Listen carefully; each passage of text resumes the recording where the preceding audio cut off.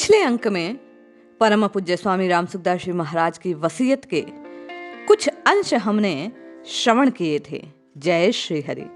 पूज्य गुरुदेव के चरणों में बारंबार प्रणाम। आज हम स्वामी जी की कही बात की, उनकी अंतिम जो इच्छा थी उसका आगे श्रवण करते हैं। स्वामी जी कहते हैं, मेरी हार्दिक इच्छा यही है कि अगर नगर या ग्राम में शरीर के शांत होने पर इसको वाहन में रखकर गंगा जी के तट पर ले जाना चाहिए और वहीं इसका अंतिम संस्कार कर देना चाहिए। यदि किसी अपरिहार्य कारण से ऐसा होना कदापि संभव ना हो सके तो जिस नगर या गांव में शरीर शांत हो गया वहीं गायों के गांव से जंगल की ओर जाने का जो मार्ग हो, अथवा नगर या गांव के बाहर जहां गायें विश्राम किया करती हैं, वहां इस शरीर का सूर्य की साक्षी में अंतिम संस्कार कर देना चाहिए। स्वामी जी आगे कहते हैं, इस शरीर के शांत होने पर किसी की प्रतीक्षा करनी नहीं चाहिए। अंतिम संस्कार पर्यंत केवल भजन कीर्तन, भगवान नाम का जप आदि ही होने चाहिए। अत्यंत सादगी के साथ अंतिम संस्कार करना चाहिए। स्वामी जी कहते हैं, अंतिम समय में इस शरीर की दैनिक उपयोगी जितनी वस्तुएं हों वे सब इस शरीर के साथ जला देनी चाहिए, यथा कपड़े, खड़ाऊ, जूते आदि। जलावशिष्ट, पुस्तकें, कमंडल आदि पूजा अथवा स्मृति के रूप में बिल्कुल भी रखने नहीं चाहिए, प्रत्युत उनका भी सामान्यतया उपयोग करते रहना चाहिए। स्वामी जी की अंतिम इच्छा थी कि जिस स्थान पर इस शरीर का अंतिम संस्कार किया जाए वहां मेरी स्मृति में कुछ भी नहीं बनाना चाहिए। यहाँ तक कि उस स्थान पर केवल पत्थर आदि को रखने का भी वे निषेध करते थे।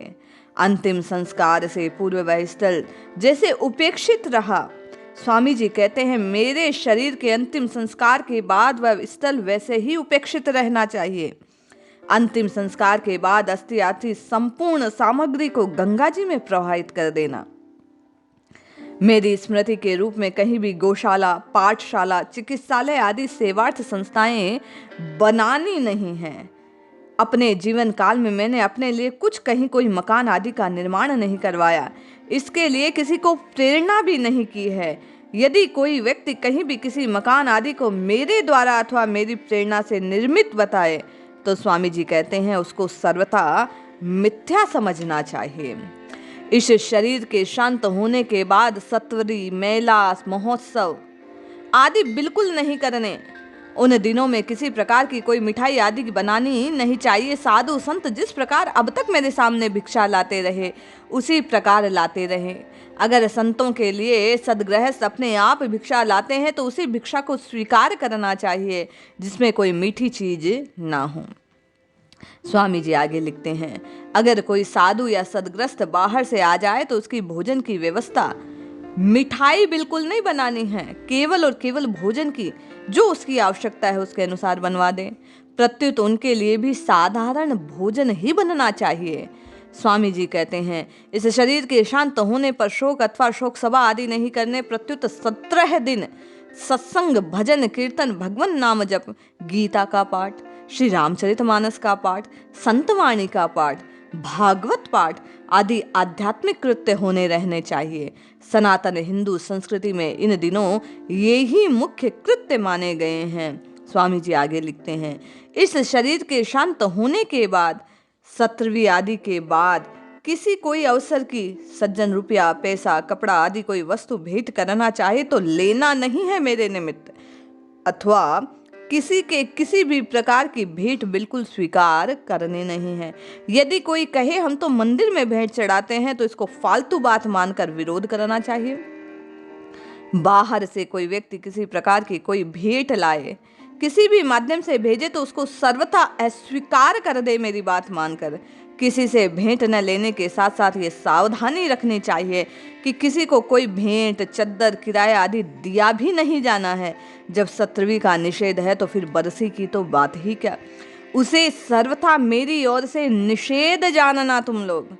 अंतिम बात स्वामी जी कहते हैं, इस शरीर के शांत होने के बाद इससे संबंधित घटनाओं को जीवनी, स्मारिका, संस्मरण आदि के रूप में प्रकाशित नहीं किया जाना चाहिए। अंत में मैं अपने परिचित सभी संतों और सद्गृहस्थों से विनम्र निवेदन करता हूँ, जिन बातों का मैंने निषेध किया उनको किसी भी स्थिति में नहीं किया जाना चाहिए। इस शरीर के शांत होने पर, इन निर्देशों की विपरीत आचरण करने पर अथवा किसी प्रकार का विवाद, विरोध, मतभेद, झगड़ा, वितंडावाद आदि अवांछनीय स्थिति उत्पन्न होने पर अपने को अपराध और पाप का भागी बनाना पड़ेगा। प्रत्युत अत्यंत धैर्य, प्रेम, सरलता और पारस्परिक विश्वास, निश्चल व्यवहार के साथ पूर्वोक्त निर्देशों का पालन करते हुए भगवान नाम कीर्तन पूर्वक अंतिम संस्कार कर देना चाहिए। जब और जहां ऐसा संयोग हो, इस शरीर के संबंध में दिए गए निर्देशों का पालन वहां उपस्थित प्रत्येक संबंधित व्यक्ति को करना चाहिए।